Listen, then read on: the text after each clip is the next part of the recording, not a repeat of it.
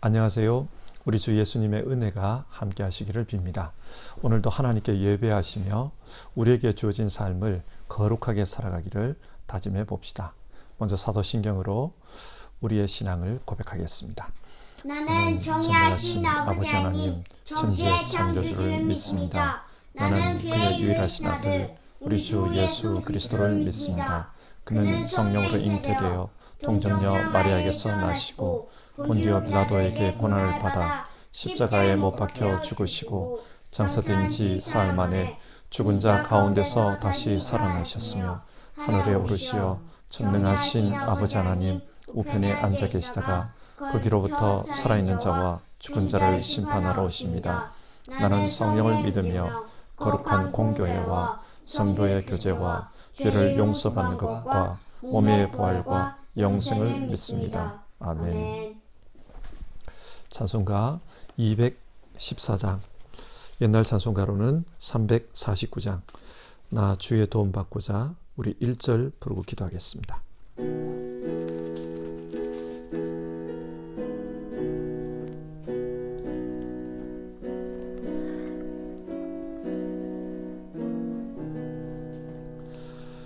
나 주의 도움 받고자 주 예수님께 빕니다.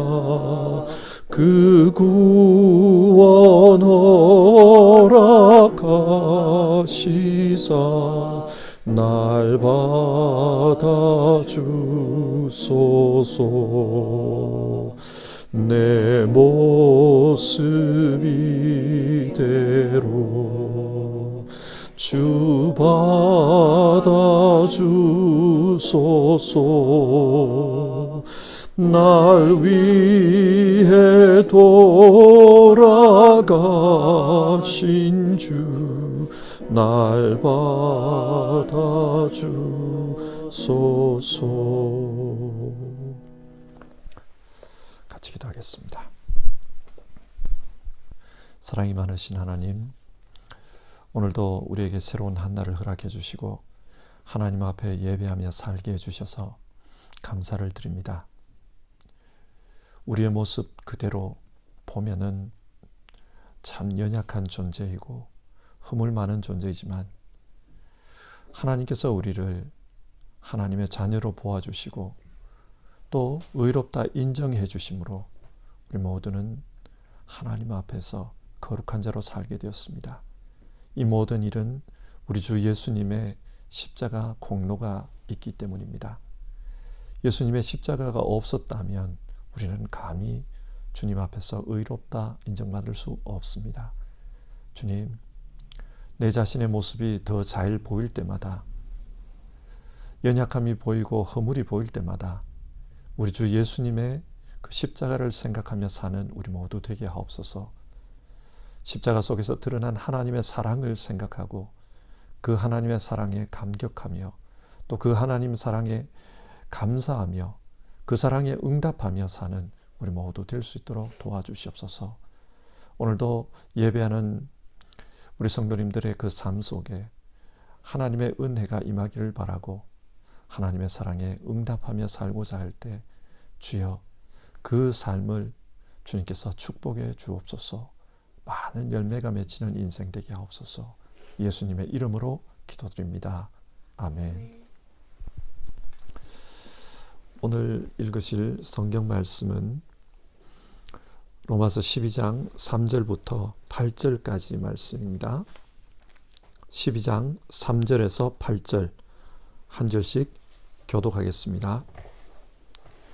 나는 내가 받은 은혜를 힘입어서 여러분 각 사람에게 말합니다. 여러분은 스스로 마땅히 생각해야 하는 것 이상으로 생각하지 말고 하나님께서 각 사람에게 나누어 주신 믿음의 분량대로 분수에 맞게 생각하십시오. 한 몸에 많은 지체가 있으나 그 지체들이 다 같은 일을 하는 것이 아닙니다. 이와 같이 우리도 여럿이지만 그리스도 안에서 한 몸을 이루고 있으며 각 사람은 서로 지체입니다. 하나님께서 우리에게 주신 은혜를 따라 우리는 저마다 다른 신령한 선물을 가지고 있습니다. 가령 그것이 예언이면 믿음의 정도에 맞게 예언할 것이요. 섬기는 일이면 섬기는 일에 힘써야 합니다. 또 가르치는 사람이면 가르치는 일에, 권면하는 사람이면 권면하는 일에 힘쓸 것이요. 나누어 주는 사람은 순수한 마음으로, 지도하는 사람은 열성으로, 자선을 베푸는 사람은 기쁜 마음으로 해야 합니다. 아멘.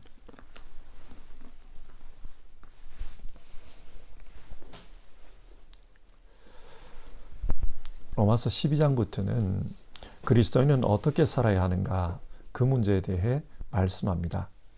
어제 우리는 이 문제의 총론 부분에 해당되는 내용을 살펴보았습니다. 어떻게 살라고 했습니까? 이신칭이 예수님을 믿고 의롭다 인정받은 사람은 그에 합당한 예배의 삶을 살아야 한다, 그렇게 말했습니다. 모든 종교에서는 예배가 중요합니다. 자신들이 믿는 신앙을 예배를 통해 표현하기 때문입니다. 기독교도 마찬가지입니다. 예배가 중요합니다. 그러면 예수님을 믿고 의롭다 인정받은 사람은 어떻게 예배해야 합니까? 자기 자신을 하나님께서 기뻐하실 거룩한 산 제물로 드리라고 했습니다. 자기 자신이 제물이 되는 그런 예배를 드리라는 말입니다. 그러면 자기 자신이 제물이 되는 예배란 구체적으로 어떤 것입니까? 바울은 두 가지를 이야기했습니다. 하나는 이 시대의 풍조를 본받지 말라는 것입니다. 다르게 말하면 세상 사람들처럼 살지 말라는 뜻입니다. 세상 사람들이 가지고 있는 가치관, 세상 사람들이 추구하는 목적, 세상 사람들이 따르는 삶의 관습, 그런 것을 따라 살지 말라는 뜻입니다. 그러면 무엇을 따라 살아야 합니까? 하나님의 뜻입니다. 그래서 바울은 하나님의 선하시고 기뻐하시고 완전하신 뜻이 무엇인지를 분별하라고 했습니다. 예수님을 믿고 의롭다 인정받은 사람은 하나님의 뜻을 자기 삶의 기준으로 생각합니다. 그리고 하나님의 뜻을 자기 삶의 목적으로 생각합니다. 이렇게 살면 그 사람의 삶을 통해 하나님께서 드러나십니다. 여러분 그렇지 않겠습니까? 하나님의 뜻대로 사니까 그 사람의 삶을 통해 하나님의 뜻이 무엇인지가 드러납니다. 그리고 하나님의 뜻을 목적으로 추구하니까 그 사람을 통해 하나님의 뜻이 이루어집니다. 이 사람을 통해 하나님께서 드러납니다. 이것이 바로 성경이 말하는 하나님의 형상입니다. 하나님은 사람을 자기 형상으로 만들지 않았습니까? 사람이 하나님의 뜻을 추구하며 살면 그 사람을 통해 하나님께서 자신을 드러내십니다. 이것이 하나님 형상의 삶입니다. 자, 보십시오. 자기 인생인데 그 인생을 하나님께 드립니다. 하나님을 드러내며 삽니다. 그렇게 하나님을 드러내며 살면 그 사람은 하나님께 제물이 된 인생입니다. 자기 인생을 하나님을 위해 살아갑니다. 자기 인생을 하나님께 제물로 바친 것입니다. 예수님이 우리를 위해 자기 생명을 희생하셨듯이 우리도 예수님을 위해 자기 인생을 희생하는 것, 그것이 하나님께서 기뻐하시는 거룩한 산제물로 사는 것입니다.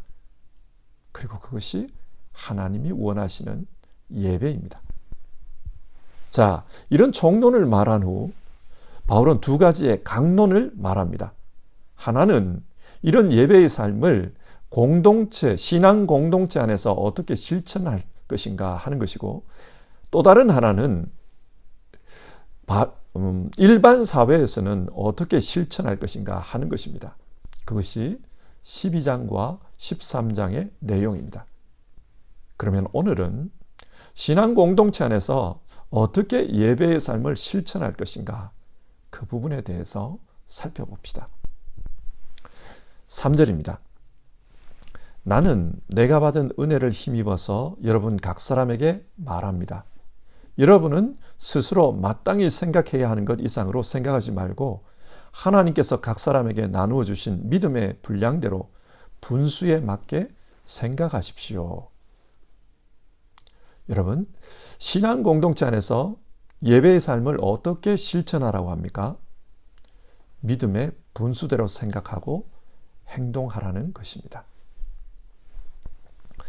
저는 1970년대 한국 농촌에서 어린 시절을 보냈습니다. 그때 한국 농촌에는 사랑방 모임이 있었습니다.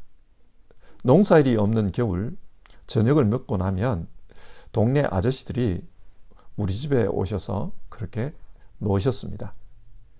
한 4분 혹은 5분 그렇게 모여가지고 이야기를 하시고 그렇게 노셨습니다. 제 기억에는 그때 아저씨들이 모이면 가끔 정치 이야기를 하는 것을 들었습니다. 무슨 내용인지는 기억이 안 나지만 그런 이야기들을 했어요. 나라를 사랑하기 때문에 나라 이야기를 많이 했던 것 같습니다. 그런데 그런 이야기를 하다가 가끔씩은 서로 목소리가 높아지고 싸우는 경우도 있었습니다. 지금 생각해 보면 그렇습니다. 1970년대 시골에서 농사를 지으며 사는 아저씨들이 나라를 이렇게 해야 한다. 그런다고 해서 나라가 정말 그분들 말씀대로 움직일까요? 아저씨들이 목소리를 높이며 싸운다고 해서 나라가 달라지는 게 있었을까요? 이분들은 나라를 움직이는 고위 공무원도 아니었고 또 현장에서 정치하는 분들도 아니었습니다. 그런데 서로 이야기를 할 때에는 마치 자기들이 정치인인 것처럼 그렇게 열을 내며 다투는 것을 종종 보았습니다. 무슨 말씀을 드리려고 하는가 하면 하나님이 나누어 주신 은사에 대한 이야기입니다. 지금 3절에서 말씀하는 바울의 논리는 이런 것입니다. 교회는 그리스도의 몸입니다. 그리스도께서 만드셨습니다. 따라서 교회를 움직이는 최종 결정권자는 예수님입니다. 이런 예수님을 믿고 의롭다 인정받은 성도들은 그 결정권자가 정한 것에 따라 교회를 섬기는 사람들입니다. 절대로 결정권자가 아닙니다. 그런데 어떤 사람들은 자기 스스로를 마땅히 생각해야 하는 것 이상으로 생각한다는 것입니다. 여러분, 여기서 마땅히 생각해야 하는 것 이상으로 생각하는 것이 무엇일까요? 성경은 하나님께서 각 사람에게 나누어 주신 믿음의 분량, 그 이상으로 생각해서는 안 된다고 했습니다. 하나님은 각 사람에게 이신칭의 구원의 은혜를 베풀어 주셨습니다. 그리고 그 은혜에 근거해서 은사를 주셨습니다. 우리 성경은 이 은사를 선물이라고 번역합니다. 선물을 주셨어요. 그런데 하나님께서 주신 그 선물은 각자 다 다릅니다. 똑같은 모양으로 주시지 않았습니다. 은사의 크기와 또 은사의 정도가 다 다릅니다. 그러나 동일한 게 있어요. 이 은사들을 통해 하나님을 드러내며 살라는 것입니다. 그런데 이 은사 이상으로 생각하면 마땅히 생각해야 하는 것 그 이상으로 생각하는 것입니다. 시골 사랑방에서 농부 아저씨들이 정치를 가지고 싸운다고 해서 그 의견이 정부에 반영이 안 되듯이 내 분량이 아닌 것을 가지고 뭐라고 해도 예수님께는 반영이 안 됩니다. 따라서 우리는 예수님께서 나누어 주신 그 믿음의 분량대로 또 그 은사대로 그렇게 신앙하는 것이 옳습니다. 신학자들에 따르면 바울은 이 로마서를 고린도에 머물 당시에 썼다고 합니다. 근데 여러분, 고린도 교회가 어떤 문제로 몸살을 앓았습니까? 고린도전서를 읽어보면은 신앙의 은사 문제로 교회가 굉장히 시끄러웠던 것을 봅니다. 각자 자기 은사가 더 중요하다고 생각했습니다. 그러다 보니 어떤 사람은 예배 중에 방언으로 기도를 하고 또 예언의 은사를 받은 사람은 예배 중에 시끄럽게 예언을 해버립니다. 그러니까 교회가 질서가 없는 거예요. 이런 선교 현장의 문제를 아는 바울은 이신칭이 믿음으로 의롭다 인정받은 사람은 교회 공동체 안에서 어떻게 예배의 삶을 실천해야 하나 믿음의 분량대로 질서 있게 살라고 합니다. 그러면 질서 있게 사는 것이 어떤 것입니까? 바울은 교회를 몸에 비유합니다. 한 몸에 여러 지체가 있듯이 교회는 주님으로부터 다양한 은사를 받은 사람들이 있습니다. 그래서 그 은사를 통해 각자 주님께서 맡기신 역할을 감당하게 합니다. 그런데 그 역할을 감당할 때 한 몸의 여러 지체처럼 조화롭게 질서 있게 동력하라는 것입니다. 이것을 구체적으로 설명하기 위해 바울 사도는 교회 안에 있는 은사 7가지를 언급합니다. 그것이 6절부터 8절의 내용인데요. 예언하는 사람은 믿음의 정도에 맞게 예언하라고 합니다. 여기서 믿음의 정도에 맞게 이 말은 우리가 믿는 믿음에서 벗어나지 않게 그렇게 예언하라는 것입니다. 예를 들어 성경은 분명히 예수님이 언제 오실지 그 재림의 날과 시는 하나님 아버지 외에는 아무도 모른다고 했습니다. 그런데 어떤 사람이 예언을 받았다 그러면서 언제 어느 날 몇 시에 주님께서 다시 오신다 그렇게 예언해버려요. 자, 이렇게 예언하면 이거는 성경 말씀에서 벗어나는 겁니다. 이것을 성경이 지금 이야기하는 겁니다. 그리고 많은 경우 성경에서 예언이라고 표현한 이 은사는 하나님의 말씀, 즉 성경을 해석하는 것을 가리킵니다. 성경을 설교할 때 성경의 가르침을 벗어나서 자기 마음대로 해석하면 안 된다. 그런 뜻이기도 합니다. 그리고 7절, 섬기는 일을 하는 사람은 섬기는 일에 힘쓰라고 합니다. 여기서 섬김이란 헬라어로 디아코니아인데 사도행전 6장을 보면 그 7집사가 이 일을 감당했습니다. 그들은 교회 안에 구제하는 일과 또 교회 안에 그 살림을 맡아서 사는 그런 일을 감당했습니다. 이들이 섬기는 자들입니다. 그리고 가르치는 일이 나옵니다. 성경을 가르치는 그런 은사를 가진 사람들이 있습니다. 요즘 교회에서는 주로 교역자들이 이 일을 하지요.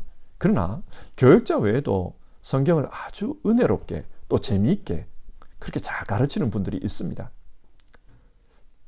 저 개인적으로는 주일학교 시절 성경 말씀을 정말 재미있게 전했던 그런 분들이 지금도 생각이 납니다. 권면하는 일, 사람에게 믿음을 북돋아주고 또 위로하는 일을 가리킵니다. 교회 안에서 서로 이야기하는 것을 듣다 보면 어떤 사람은 자꾸 꾸지람하고 또 남의 잘못을 지적하는 그런 분들이 있어요. 그러나 어떤 사람은 바른 소리도 하지만 그 사람을 잘 이해하고 또 마음을 만져주는 그런 분들이 있습니다. 이런 분들이 바로 권면하는 은사를 받은 분들입니다. 한 집안에는 엄한 아버지도 필요하지만 어진 어머니도 필요하지 않습니까? 어머니같이 잘 다이르고 권면하는 분, 이런 분들도 하나님 주신 은사를 받은 거예요. 그리고 8절, 나누어 주는 사람. 이 나누어 준다는 것은 구제를 가리킵니다. 구제를 잘하는 사람이 있습니다. 그런데 구제하는 사람은 순수한 마음으로 하라고 합니다. 이게 무슨 말인가? 구제를 할 때 내 편, 네 편 따지고 이렇게 구제를 하면 구제 이후에 말썽이 생겨요. 또 이 구제를 자기를 드러내기 위해서 하는 경우가 있어요. 그래서 이 구제를 하긴 했는데 그 구제를 받은 사람이 굉장히 기분 나빠하는 그런 경우가 있습니다. 순수하지 못한 거예요. 구제는 순수하게 해야 한다. 그리고 지도하는 사람이 나옵니다. 일반적으로 봐도 리더십이 있는 사람들이 있어요. 그래서 그 사람이 말을 하면 다들 그 말에 수긍을 합니다. 말이 한마디 한마디가 무게가 있는 그런 분들이 있어요. 이런 분들이 지도하는 은사를 받은 분들입니다. 공동체를 이런 분들이 이끌어가면 문제가 적습니다. 지도하는 은사. 그리고 마지막으로 자선을 베푸는 사람이 나옵니다. 문자 그대로 보면 불쌍히 여기는 마음이 있는 사람, 그런 뜻입니다. 사람을 긍휼히 여기는 그런 특별한 마음이 있어요. 두 사람이 같이 길을 걸어가는데 그 길가에 그 옵타클로스가 앉아 있습니다. 근데 어떤 사람은 아무렇지도 않게 걸어가는데 또 한 사람은 자꾸 마음이 쓰이는 그런 경우가 있어요. 이 사람은 하나님으로부터 자선을 베푸는 그런 은사를 받은 겁니다.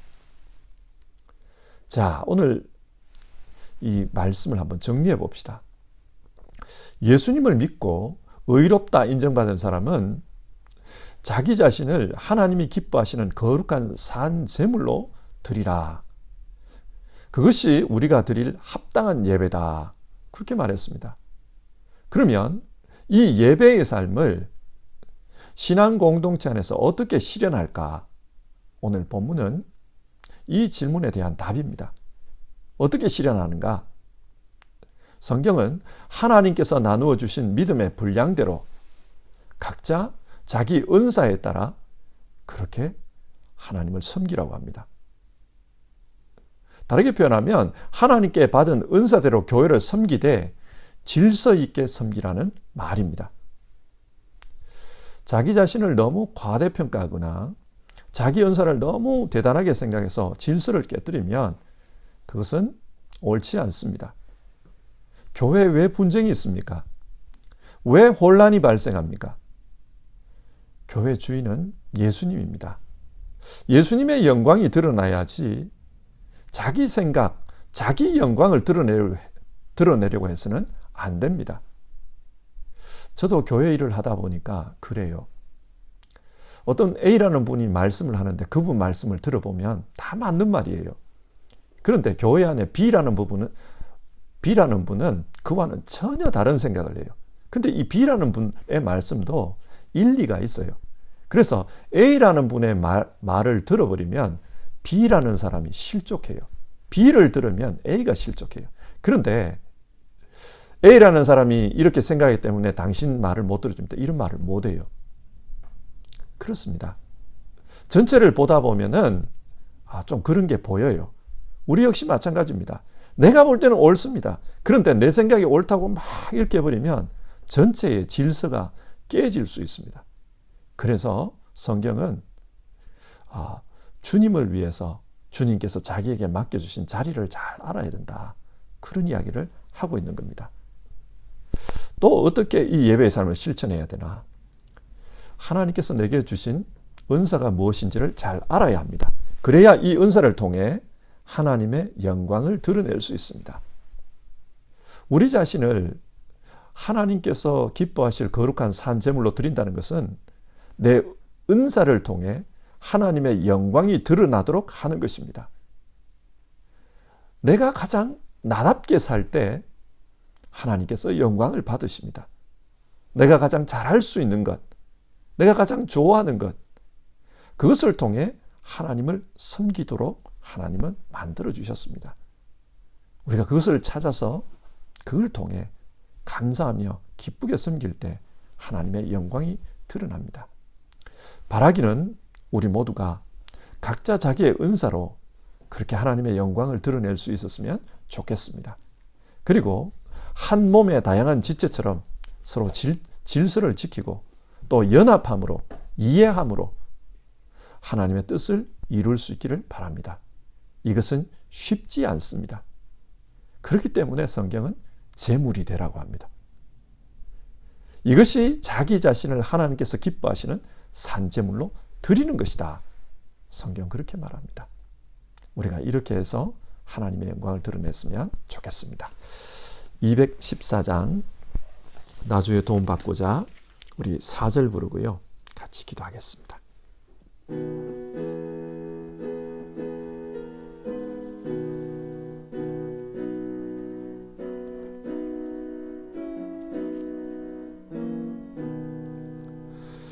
내 주님 서신 발 앞에 나 꿇어뜨렸으니 그 크신 역사 이루게 날 받아주소서. 내 모습 이대로 주 받아주소서. 날 위해 돌아가신 주 날 받아주소서.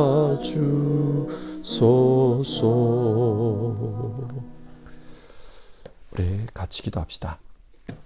오늘 본문은 우리 자신을 하나님이 기뻐하실 거룩한 산 제물로 드리는 예배가 무엇일까? 그것에 대해서 말씀하고 있습니다. 교회 생활 가운데 하나님이 주시는 은사로 하나님의 영광을 드러내라. 그렇게 말씀합니다. 하나님이 내게 주신 은사로 하나님의 영광을 드러내는 것, 그것은 가장 나답게 사는 삶입니다. 가끔씩 남들이 내 삶에 대해서 뭐라고 합니다. 귀담아 들을 충고들이 많습니다. 그러나 많은 경우 나답게 살라는 것이 아니라 자신들이 원하는 그런 삶을 살라는 것입니다. 여러분, 오늘 같이 기도합시다. 하나님, 내 인생을 통해 하나님의 영광을 드러내며 살게 하옵소서. 내게 주신 은사대로 가장 나답게 살 수 있게 도와주시옵소서. 그래서 정말 내가 잘할 수 있고 내가 좋아하는 것이 무엇인지를 알게 하여 주시옵소서. 그리고 하나님, 내가 속한 공동체 속에서 주님의 영광을 위해 주님의 질서를 정말 지키며 사는 사람 되게 하여 주시옵소서. 내 믿음의 분량이 무엇인지를 알게 하옵소서. 우리 그렇게 같이 기도해 봅시다.